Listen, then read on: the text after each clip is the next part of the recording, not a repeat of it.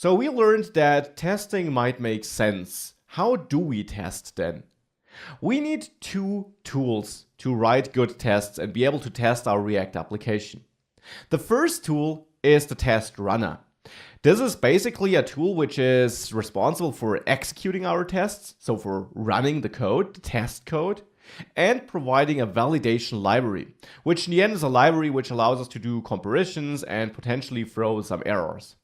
The idea behind unit tests is that they don't run in the browser, but instead with Node.js, though often emulated to be in a browser environment with the help of specific JavaScript packages.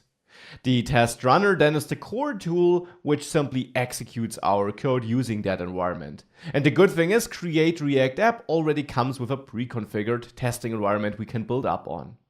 So that's the test runner, and we will use Jest in this course. Jest is already installed in an app created with Create React App, and it's a popular JavaScript testing tool, which is not limited to React, but often used in React apps.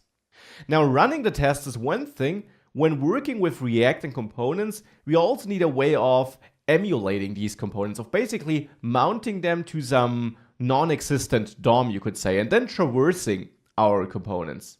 And we want to do this in an efficient and quick way without having to actually create that whole component tree, which might also introduce some side effects. For this, we need testing utilities, which help us with testing. And there, we specifically need the just described help to simulate the React app, mount components, and dig into that DOM, which is created with React. In this course, we could use React Test Utils, that's the official utility tool, but there's another tool which became more and more important and interesting and is also suggested by the React team, and that's Enzyme. Enzyme is a tool developed by Airbnb. They use React in a lot of their projects, and they share this tool, which makes it easy to mount components and then navigate through them. And I will of course show you how to use both tools, Jest and Enzyme, in this course. So these are the testing tools. That leaves us only with one question: what should we test?